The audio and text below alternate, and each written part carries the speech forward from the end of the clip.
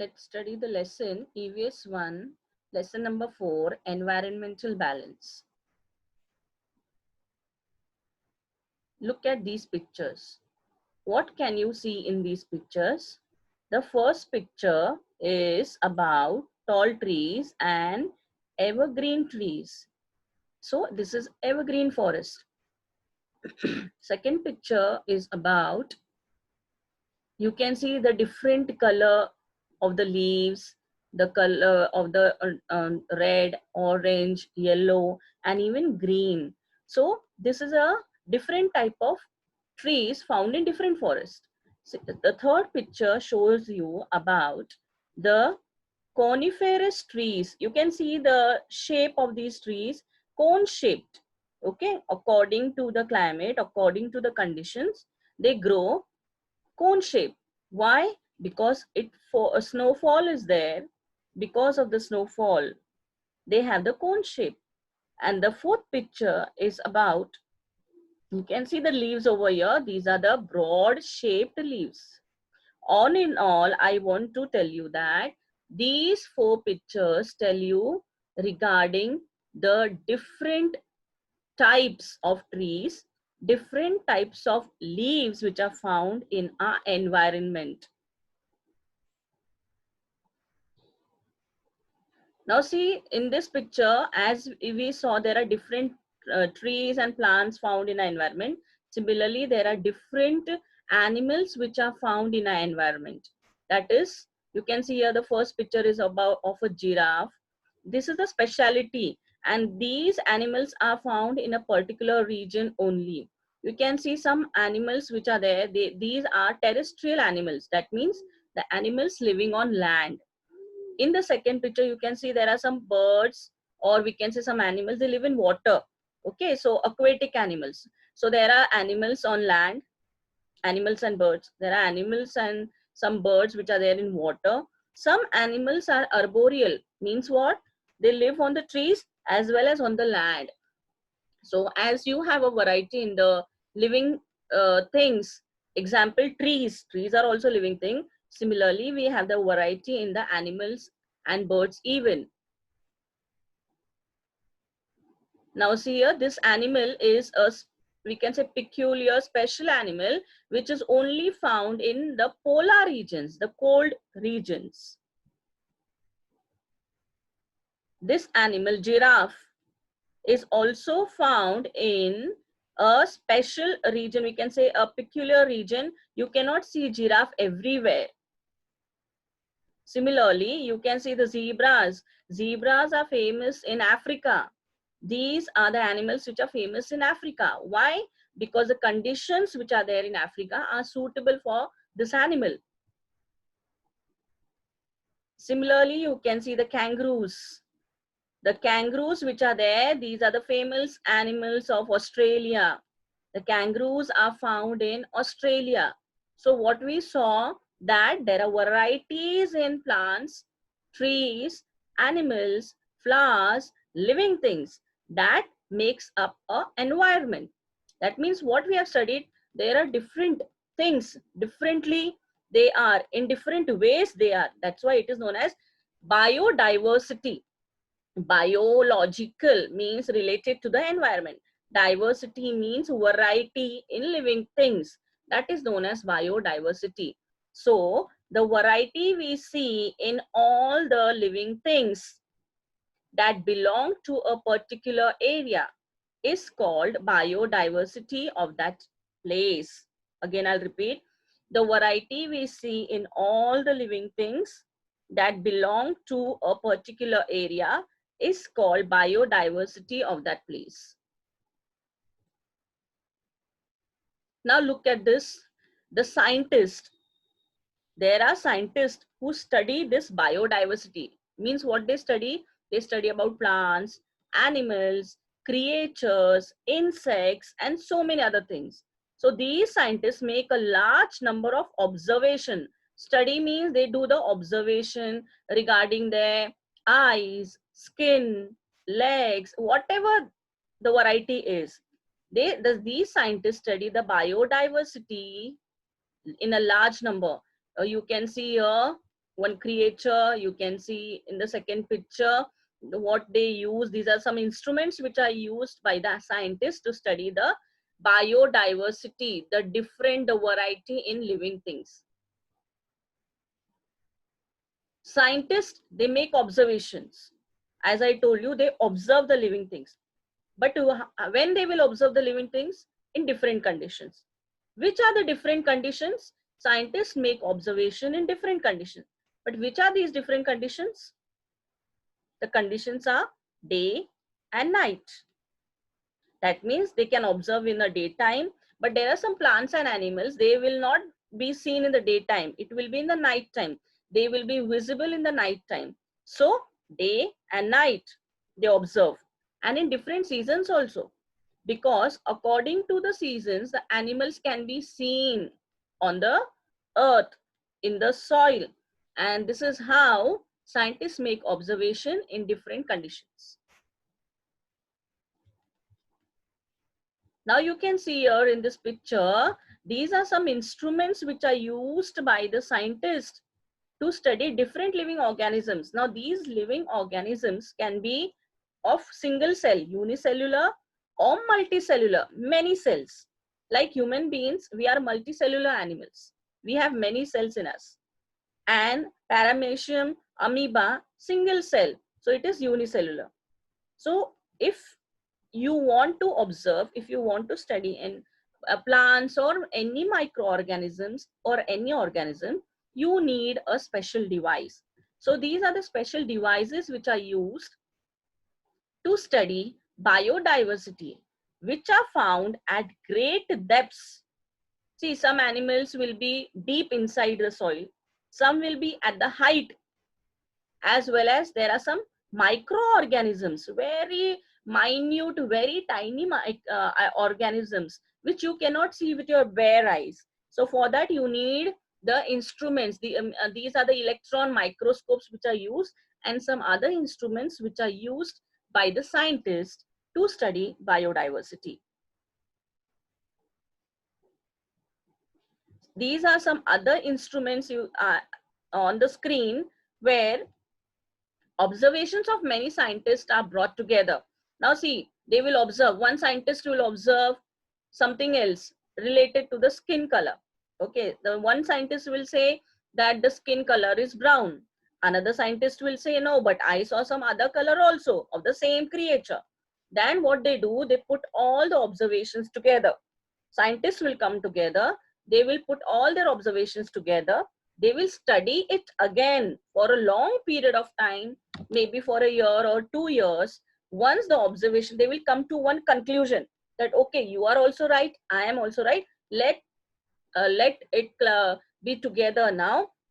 So whatever observations will be done by different scientists will be brought together, studied again for a long period of time, and then they make sure that the biodiversity of that place is different, and they will understand that that particular region, the biodiversity, how is it. Now let us study about our environment. The environment, what consists, as I told you, in the environment, what all things are there? All the living creatures, plants, animals, birds, microorganisms, flowers, leaves, everything which are living thing and non-living thing, both will be of our environment. What do you mean by environment? You can see here in the first picture, these are the surroundings. We say the area, if you are living over here, the area around you means your surrounding. And these are the conditions. Means sometimes it will rain, sometimes it will snow, the conditions change. So you know now what is a surrounding and what is a condition of it. Conditions may be different. Rainy season is there, so rain will be there, snowfall will be there. So different conditions, and you live in the surroundings, means the place around you is your surrounding. So what do you mean by environment? The surroundings and conditions that affect the life of an organism. See, the surroundings and conditions, they really affect the life. it really affects where you live. If the place is clean, you will be healthy in that healthy surroundings. But if your place around you, the surroundings are dirty, that will affect you with malaria, with dengue, with typhoid. So surroundings very important, and even the conditions that affect the life of an organism, that means your environment. Now, what are the components in the environment? Sunlight, air, water, soil, plants, and animals. So these are the components in the environment. Means what all things are considered in the environment. As I told you, living things and non-living things, both are considered in the environment. So what are the components? Sunlight, air, water, soil, plants, and animals. These are the components which are there in the environment. That means you can see plants and animals are living things. Sunlight, air, water are non-living things. Means what? Non-living things and living things together will be there in the environment. Now see here, living things. As I told you, living things and non-living things, water or whatever is there on the water, dependent on each other. Living things and non-living things, both are dependent on each other. So environmental science studies about this dependence on each other, studies the interaction between a non-living thing and a living thing. This picture is in your textbook. This shows that there are living things over here. On the screen, you can see the picture and how the living and non-living factors of the environment affect each other. You can see the rain over here, water here. These are all non-living things. But there are some animals over here, birds are there. These are living things. Even sun, non-living. Okay, here you can see these animals are dependent on each other. Now you can see this is a trunk of a tree. In the trunk of a tree, the small insects live in it or live on it. Okay, that means this is a home for someone. Similarly, fish is a living thing, but it needs water, which is a non-living thing. So how fish is dependent on water? That means a living thing is dependent on a non-living thing. There is an interaction between a living thing and a non-living thing. So it is with everyone. The tiger can eat the herbivorous animals, that is plant-eating animals, herbivorous. Tiger is carnivorous because they eat animals. So carnivorous animal can eat the herbivorous animal. The snake can gulp the mouse or the rat, whatever will come. That means what? Each and everything are dependent on each other, living thing and non-living thing. Now see, let us see how they are dependent on each other. You can see the first picture. The first picture is about plants. Okay, now who will eat these leaves of the plants, or who will eat these plants? Worm. You can see the worm. So worm are dependent upon the leaves or are dependent upon the plants. Okay, now let us see who will eat the worm. The worm is eaten by grasshopper. Okay, so leaves are eaten by worm. Worm are eaten by grasshopper. And the grasshopper eaten by the sparrow. Sparrow will eat the grasshopper. Means this is what it is. They are connected to each other. They have formed one chain. This is known as food chain. Why food chain? Because they are the food for each other. The food for worm, leaves. Okay. The food of grasshopper is the worm. The food of sparrow is the grasshopper. So this is a chain. This is known as food chain. But what about leaves? The leaves and plants prepare their own food, and that's why they are not dependent on each other.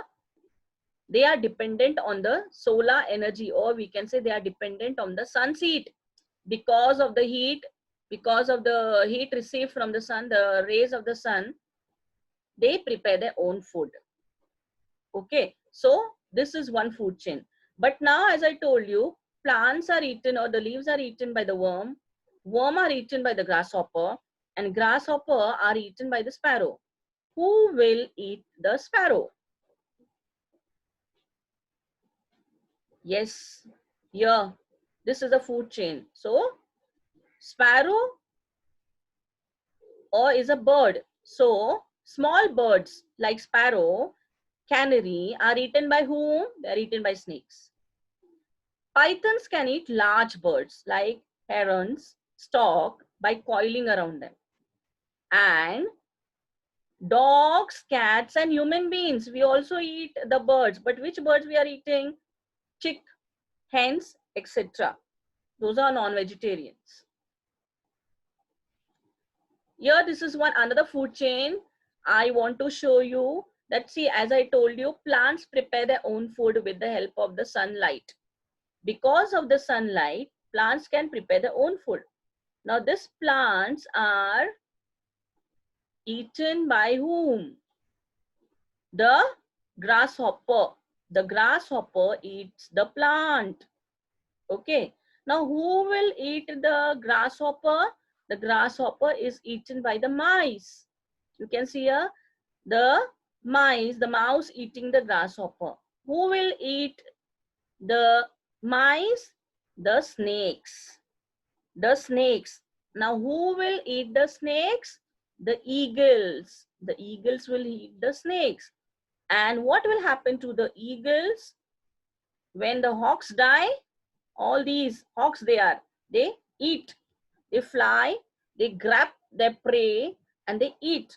What will happen when these hawks will die? What will happen to them? They will be in the soil, they will get mixed in the soil. Okay, the body breaks down and they turn into nutrients. Now these nutrients which are there of these hawks, the birds which are eating, these nutrients, they die and afterwards the gets converted into nutrients. Now these nutrients which are there are very useful for the plants which are there in the soil. The nutrients along with the sun and with the water, they cause the grass to grow. The grass which is growing on the soil is because of what? It is because of the hawks. They die, their body breaks down, they are converted into nutrients. So this is again grass is grown. Again you can see the grass over here. Okay, they prepare their food with the help of sunlight. Again this chain will go grasshopper, mice, snake, hawker. The hawks which are there, not hawker, hawks which are there, they die and the body breaks down into different nutrients which are again utilized into the soil. So this is a food chain, one of the food chain. So what we studied, one living thing can be a part of number of food chain. Example, the plants are eaten by grasshopper, no problem. The plants can also be eaten by some animals, another food chain. Or the plants can be eaten by some insects, another food chain. That means what? Plants are there with everyone. It can be eaten by some animals, plant eating animals. It can be eaten by some insects, or some plants are eaten by human beings also. So plant is a part of different food chains. That means one living thing can be a part of number of food chains. This gives rise to a food web. So one living thing, if it is a part of different food chains, that means what? It will form a food web. Let us see what is a food web. Here you can see.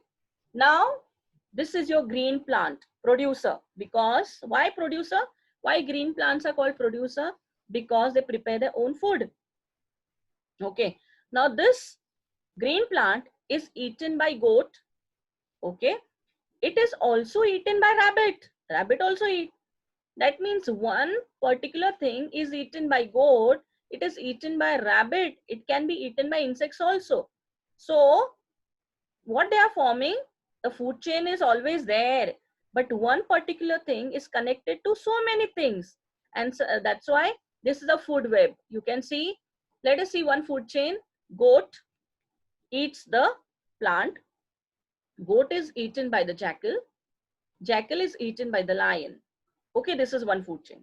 Another food chain, the plants are eaten by the rabbit, rabbit can be eaten by the cat, wild cat, and that wild cat can be eaten by the lion. Another food chain. Next, you can see here, the mouse is eaten by owl. Okay, so mouse is eaten by owl, owl is eaten by the snake, sorry, mouse is eaten by owl. This is one food chain. Mouse is eaten by the snake, they gulp it. Snake is eaten by the kite, as I told you, the hawk. This is another food chain. So there are so many food chains together. So when one particular thing is connected to different food chains, then it forms a food web.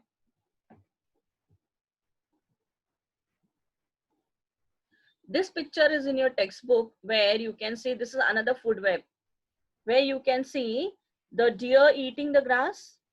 You can see this, the deer is eating the grass. The grass is also eaten by the caterpillars, the worms. These worms are eaten by the grasshopper. Okay, this is one food chain. Now this grass which is there, or the plants are there, they are also eaten by the rabbits. And rabbits in turn are eaten by the hawks. Okay, so this is different food chains which are shown over here. Now this mouse is eaten by the snake. Mouse is also eaten by the hawk. The animals, rabbit is eating the plants, but rabbit is eaten by whom? The lion. Okay, the lion or the rabbit can be eaten by the jackal also. Grasshopper, this is one food chain. Plants, worm, grasshopper is eaten by the frog. Okay, so you can see there are different food chains coming together. This is known as food web. How to maintain the environmental balance? Boys, if any one of the component of it is out of it, entire food chain gets disturbed. Microorganisms which are there living in the soil help in the process of decomposition. You can see the microorganism, you can see here, these are the dead animals which are there. You can see the dead animals picture, plants residue, the remains of the plants. Once the plants, the fallen leaves which are there, these are the residue, the remains of the plants. So what happens to the plants residue and the dead animals? Here, microorganisms living in the soil help in the process of decomposition. What do you mean by decomposition? That means the microorganisms which are there in the soil, they decompose the dead animals and plants. Okay, they break down the dead animals and plants, they break down, they are mixed with the soil. And when they are mixed with the soil, then the microorganisms act on it and convert into useful nutrients, which are very useful for the plants. So this is how the nutrients are very useful for the plants. The substances which are converted after decomposition, they are used by plants for their growth. The plants grow. Now you know our breathing process. The breathing process. Inhalation. Inhalation means we take in air. When you take in air means what you actually take in? You inhale oxygen. You inhale oxygen and you exhale carbon dioxide. But what happens to this carbon dioxide? From where you get oxygen to inhale, and what happens to this carbon dioxide? Here you can see, we inhale oxygen, means we take in oxygen. Okay. Now, who gives this oxygen to us? The plants. The plants give us oxygen and we inhale oxygen. Then what happens? We exhale. Exhale means we remove, we give out carbon dioxide. Now, where is this carbon dioxide goes? Carbon dioxide is utilized by plants. That means plants need carbon dioxide and we need oxygen. So plants gives us oxygen and we give them carbon dioxide. We exhale carbon dioxide. So this is a chain. This is a chain, very important. So when the various cycles go on uninterrupted, means without any disturbance in nature, we should not disturb any cycle of nature. We should not disturb the food chain or the food web in nature. So when the various cycles go on uninterrupted without any disturbance, then only the environmental balance can be maintained. Thank you.